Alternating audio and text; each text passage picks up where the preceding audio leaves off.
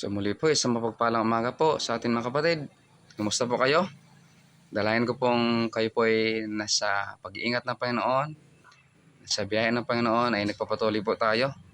Salamat po sa mga nakaraang buwan. At ngayon po ay nakatungtong na po tayo sa buwan po ng August.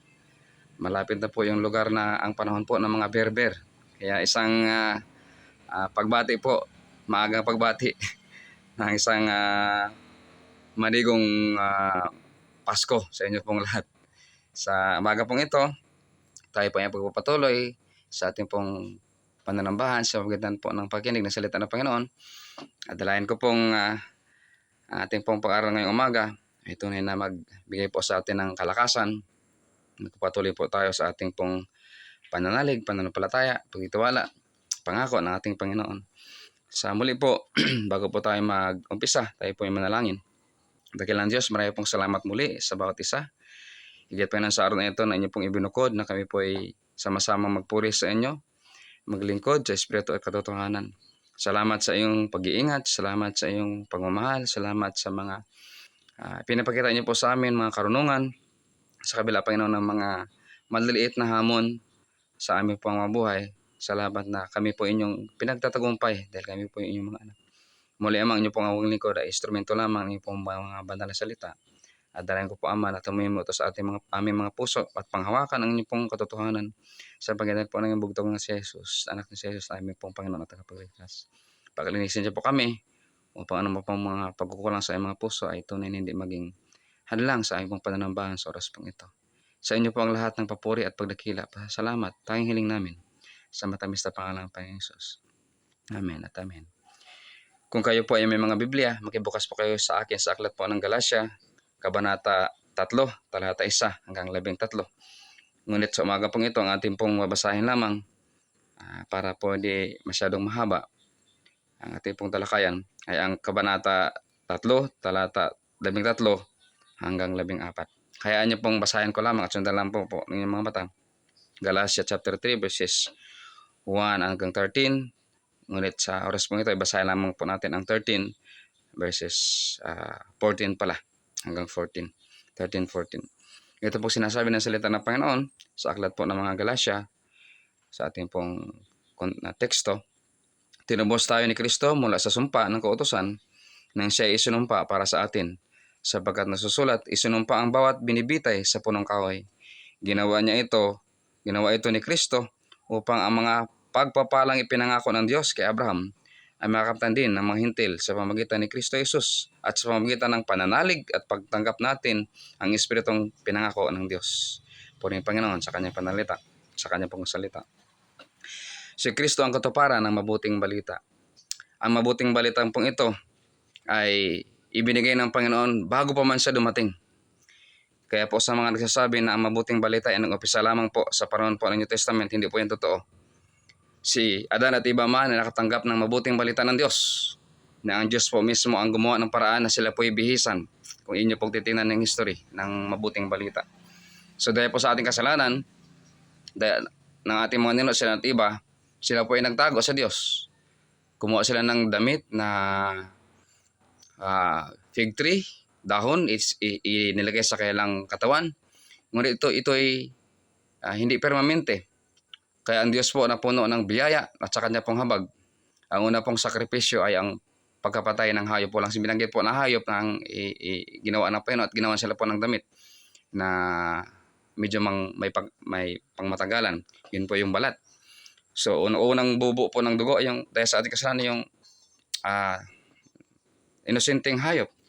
So dahil po doon, ang gawain ito ay inutos ng Panginoon habang hinihintay po ng mananampalataya na darating po ang minsan ng tagapagligtas ng kordero ng Diyos na mag-aalis po ng kasalanan ng lahat ng tao, ay ginagawa po nila ito taon-taon at kailangan po walang bahid ng anumang kasalanan. So ito po yung pagtingin na ang fulfillment o katuparan po ng mabuting balita sa hinaharap sa kapanganakan ng Panginoon sa kanya pong kamatayan ay mangyayaring minsanan na ang lahat po na nalinis sa pamamagitan po ng pansamantalang pag-alay ng dugo ng hayop bilang kapatawaran sa kasalanan. Sa Exodus po yan makita pa natin, Deuteronomy, ay tinitingnan na sa darating na panahon ay minsanan ay may Mesiyas at si Kristo po yun na tagapagligtas na sino man pong manalig sa Kanya ay may buhay na walang hanggan. Si Kristo po ang katuparan ng mabuting balita. At dahil po sa ating Panginoong Hesus, lahat po na sumampalataya sa panahon pa ni Adan, Abraham ay magiging anak ng Diyos, mananampalataya, minsanan. At yun po ay sa ginawa ng ating Panginoong Hesus doon sa cross ng Kalbaryo. Lahat ay papalaya sa pamamagitan ng pananampalataya.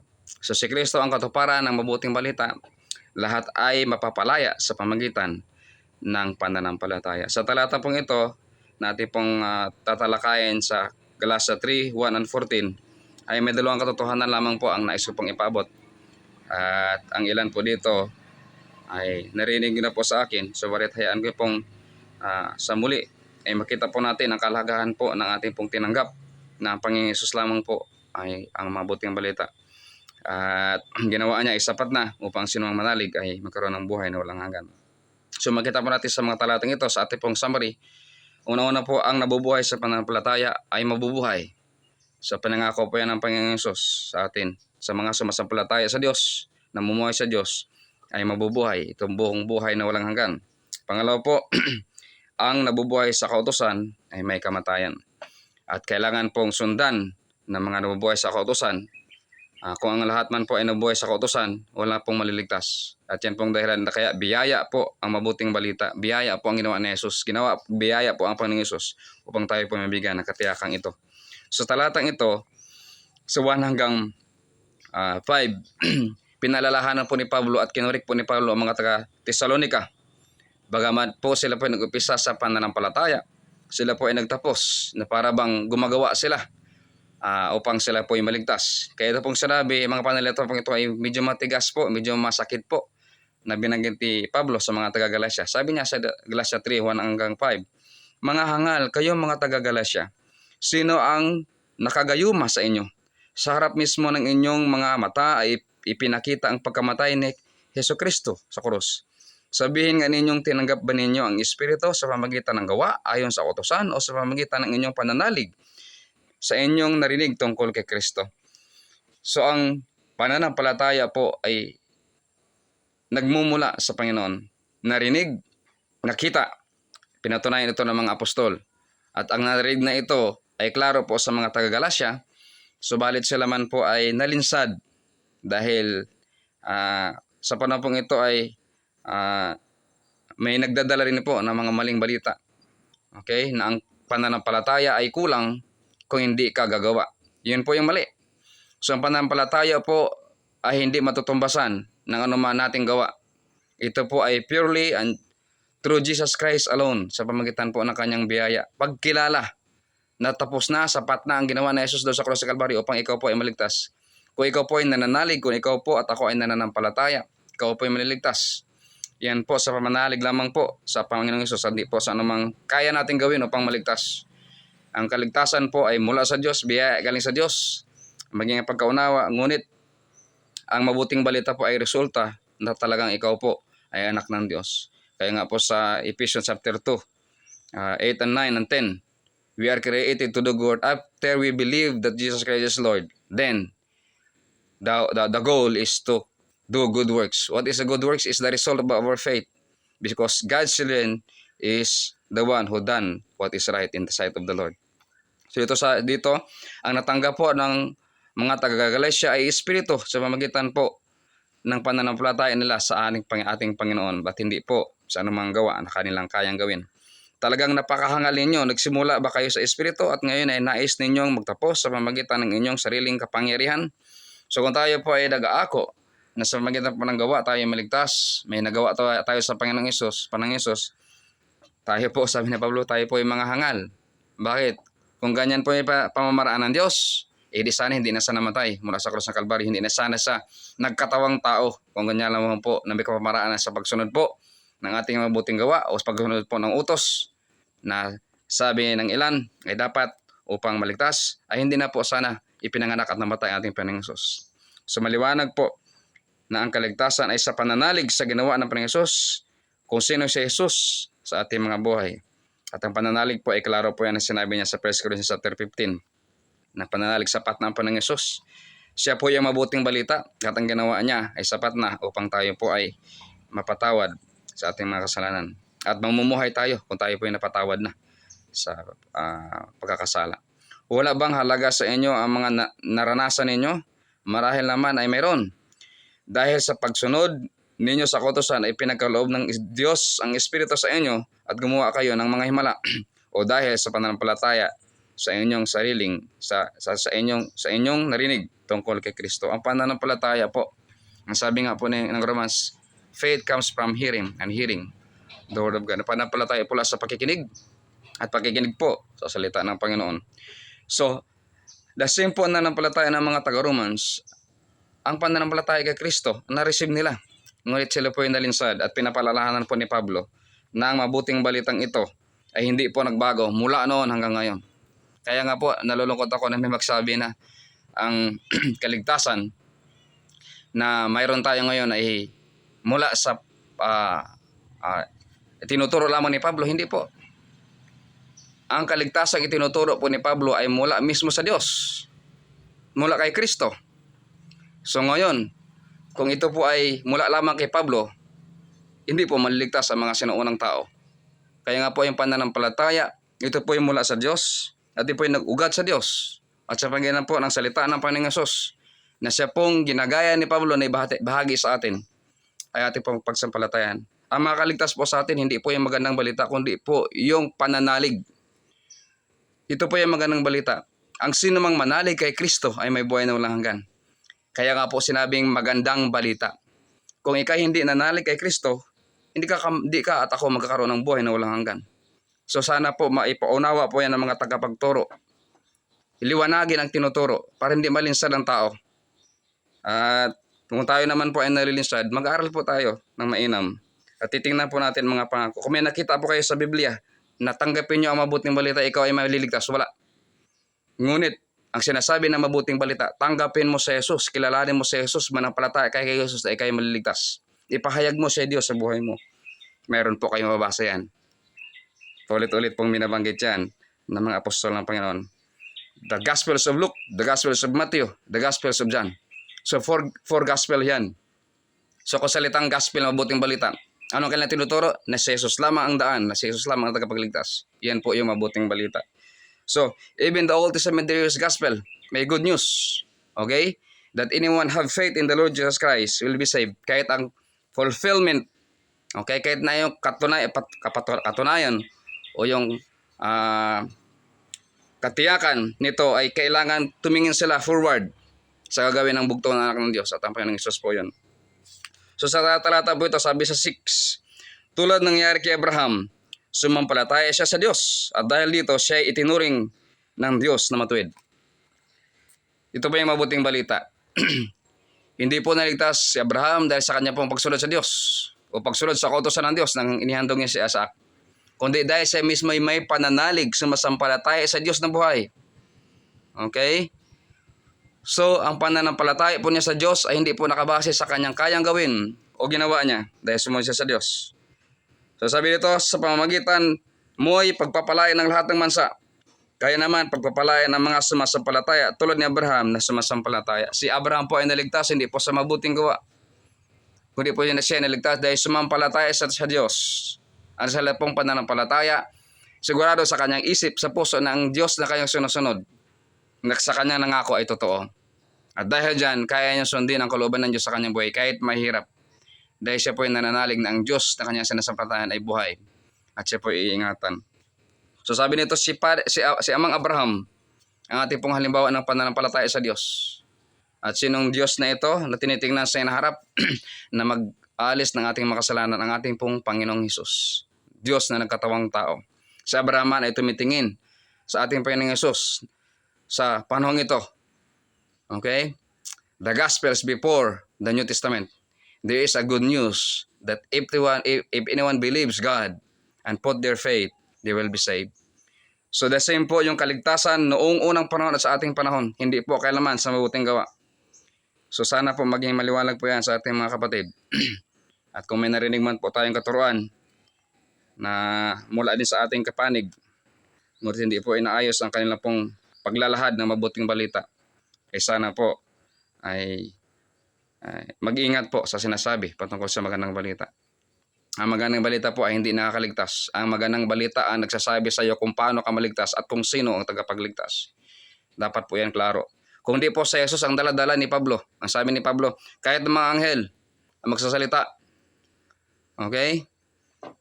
Kung hindi katulad ng aming dinadala na si Jesus ang tagapagligtas, ay huwag kayong maniwala. Na kay si Jesus ang bugtong anak ng Diyos, ang kayang magligtas ng tanging daan at may katiyakan ng sinumang manalig sa kanya sa pagitan ng biyaya ng Diyos, eh, hindi walang kaligtasan ng tao. The same po kay Abraham.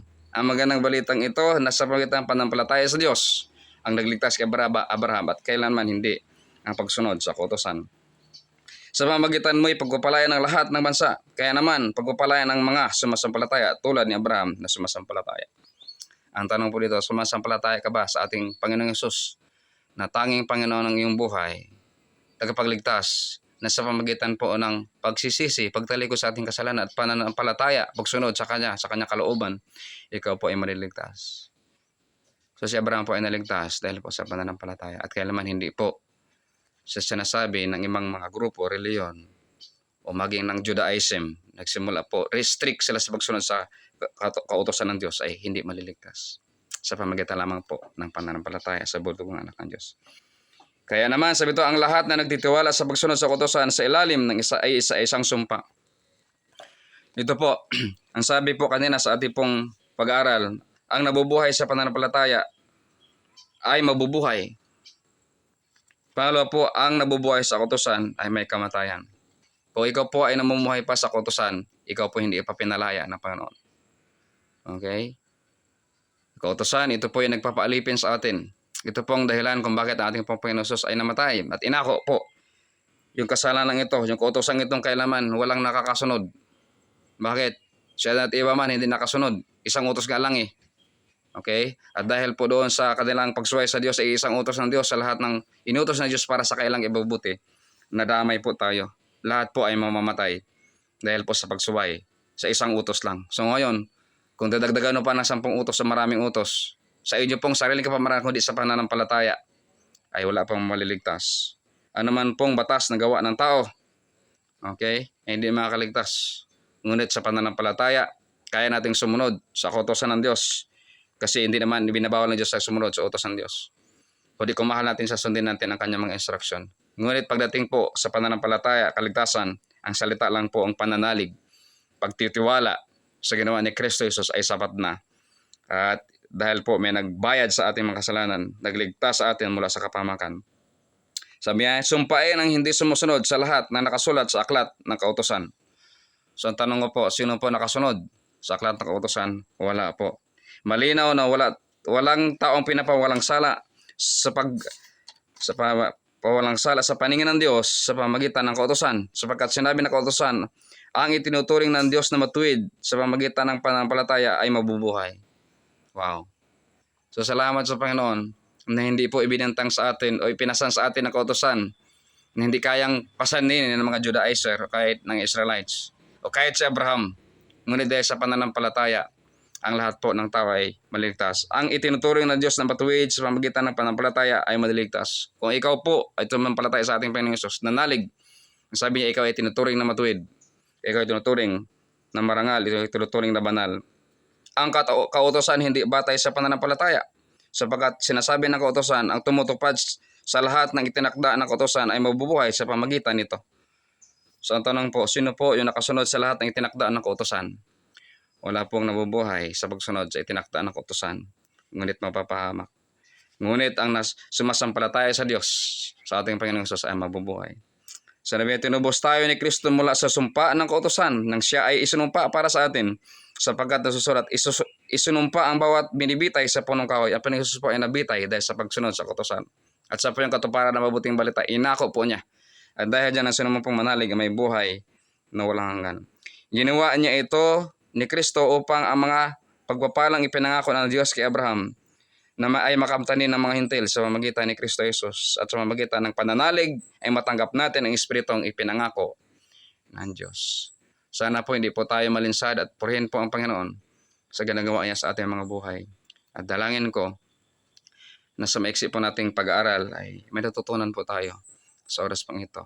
Ang pananampalataya po ay mula sa Diyos at ang kaligtasan po ay sa magitan laban ng ating Panginoong Hesus at hindi po ang pagsunod at pagpaalipin po sa kautosan ginawa ng tao at hindi po batay sa pananampalataya. Manampalataya sa ating Panginoong Hesus na siya po ang tagapagligtas at mabubuhay po tayo. Pero bilang mga anak ng Diyos, hindi po mahirap sundin ang kanyang kalooban dahil siya rin po nagsabi, kung ako ay mahal mo, sundin mo ang aking utos. At sa baya po ng Panginoon, yung pananampalataya na kaligtasan ay ibinuhos na sa panggitan po natin Panginoong Hesus at mabubuhay po tayo ng may pagmahal, pagsunod sa ating Panginoong Hesus. Isang mapagpalang araw po sa inyong lahat at ingatan po tayo. Tayo po ay manalangin. Dakilang Diyos, salamat po sa inyong pangunguna. Sa oras po ito, pagpalain po ang inyong mga salita at pangunahan ang aming mga kapatid sa lahat ng panahon. Kayo po ang magkaloob ng kalakasan, karunungan sa kanila pong araw-araw na buhay at pagkaloob ng pangangailangan. Sa inyo po lamang ang aming pagtitiwala at pasalamat hiling namin sa matamis na pangalan ng Panginoon Hesus.